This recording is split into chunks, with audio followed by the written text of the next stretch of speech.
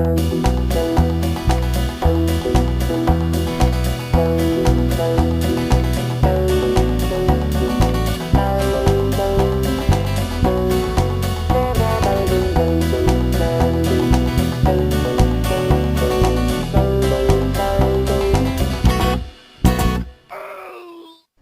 Compagnons de l'Orbe, épisode 2. Dans l'épisode précédent, l'elfe a rencontré la druide en forêt et lui a raconté sa vie en lui faisant une beauté. Wally ouvrit de grands yeux et resta sans voix devant le reflet de sa propre image. « Impossible, c'est pas moi », pensa-t-elle en s'emparant de la glace cerclée d'argent. Outre sa chevelure magnifique, son visage était devenu celui d'un ange d'une beauté à couper le souffle. Une peau lisse et douce comme la soie, les sourcils finement épilés, en courbe parfaite, de longs cils doucement recourbés, et les lèvres à peine relevées d'une couleur naturelle. Submergé d'une émotion qui lui fit venir les larmes aux yeux, Wally étreignit sa nouvelle amie, abasourdi par cette gentillesse spontanée et sincère.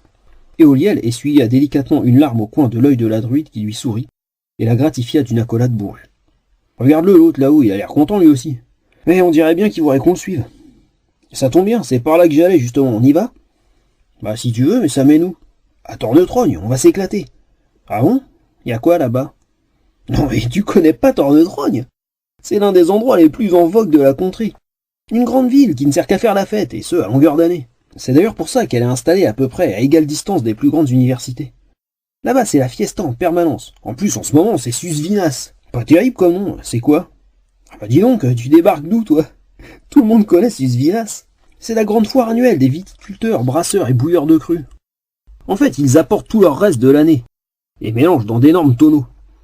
Ils utilisent ensuite un enchantement connu uniquement des moines tonneliers qui donne au breuvage un goût qui change en fonction de l'humeur de celui qui la boit. Pas mal, hein ?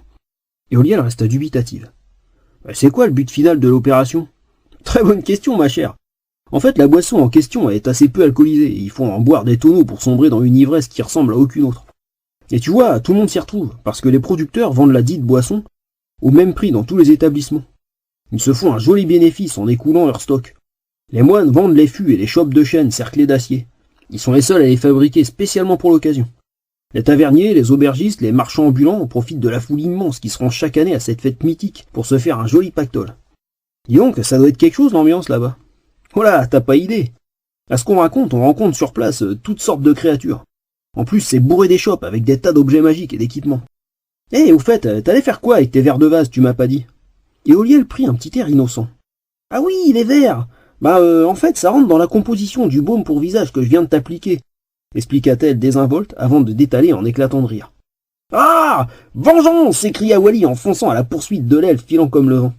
Après un quart d'heure d'une course folle, il lui fallut se rendre à l'évidence. Il lui était impossible de la rattraper, alors autant utiliser la ruse. Wally se changea donc en chauve-souris, rejoignit Éoliel assise sur un gros rocher moussu et se planta devant elle. « Cette fois, tu ne m'échapperas pas » triompha la druide en reprenant sa forme humaine avant de se ruer sur l'elfe prise au piège, dont elle ébouriffa sans pitié la blonde chevelure en riant à son tour. « Tiens, espèce de petit cochon rose, ça t'apprendra à étaler des gros vers dégoûtants sur mes joues. »« Mais protesta l'elfe en se tortant de rire. « Attends, regarde !» La blondinette se releva gracieusement et d'un mouvement très féminin fit voler ses cheveux autour d'elle. Ces derniers reprirent l'exacte place qu'ils occupaient avant l'intervention de Wally, qui ne put que constater son impuissance face à la beauté très énervante de l'elfe. C'est en babillant gaiement que les deux jeunes femmes arrivèrent sur la grande route de Tornetrogne, où de nombreux badauds s'acheminaient vers l'exubérante cité dans une ambiance de fête. Ce n'est pas pour rien qu'on avait bâti Tornetrogne au milieu de la forêt. En effet, cette ville était entièrement dédiée à la fête, et donc incroyablement bruyante.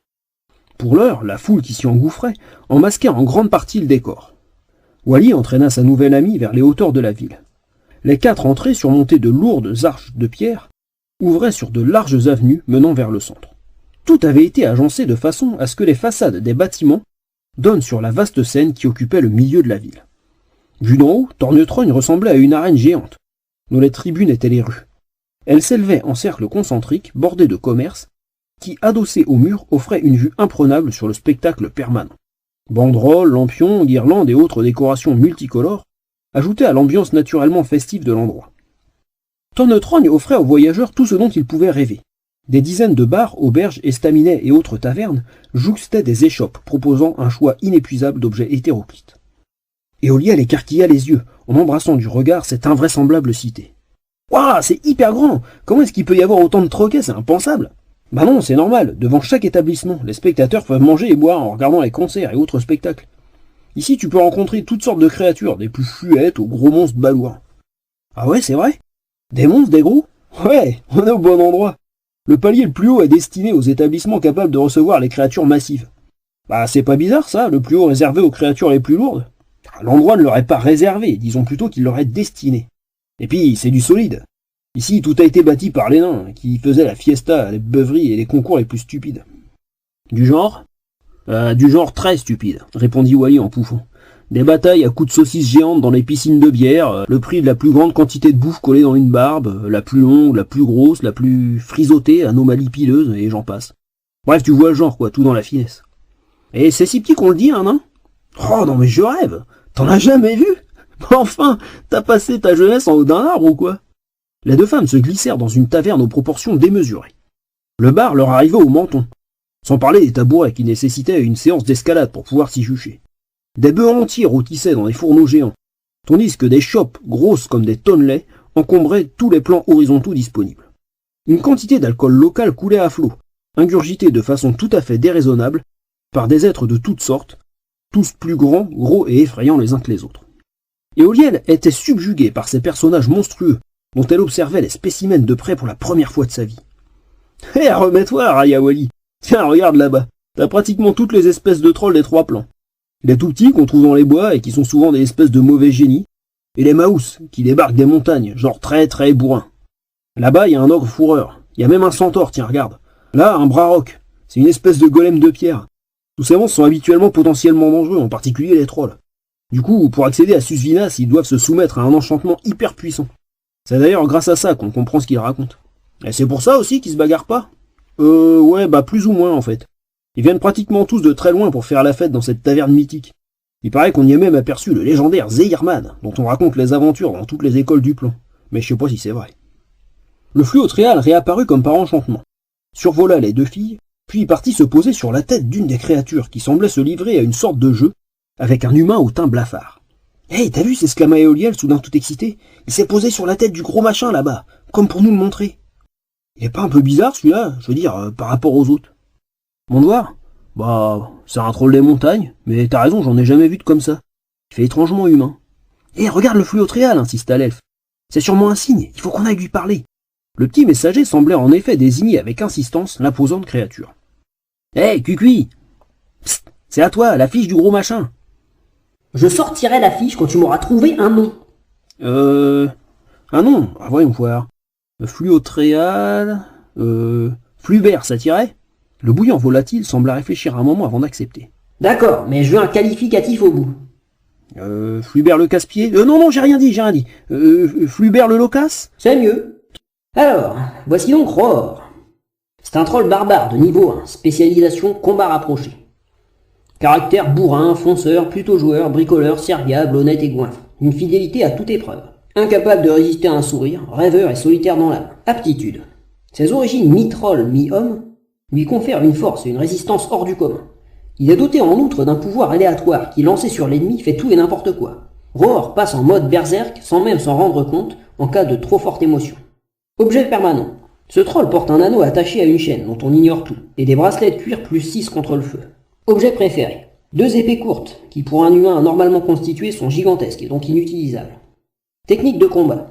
Plutôt maladroit car de niveau 1. Fonce dans le tas, ou à côté, ou n'importe où, en pulvérisant tout autour de lui, sans le moindre discernement. Historique. L'histoire de Roar est étroitement liée au monde des trolls. Son père, curieusement nommé le pieux paladin pieux, était en fait un humain, vaillant gaillard, que le légendaire appétit sexuel des femelles trolls laissait rêveur. Il ne résista d'ailleurs pas longtemps à l'envie d'aller s'en rendre compte par lui-même, ce qui, chose faite, lui coûta la vie. Il venait de découvrir à ses frais que les femelles trolls étaient dotées d'un fabuleux appétit tout court. Roar naquit de cette glorieuse expérience. Il fut donc élevé jusqu'à l'âge de 5 ans par les trolls, à la suite de quoi son caractère vagabond le poussa loin du clan. Ce jeune semi-troll fut recueilli par une famille de fermiers, qui misa sur son potentiel physique les plus prometteurs.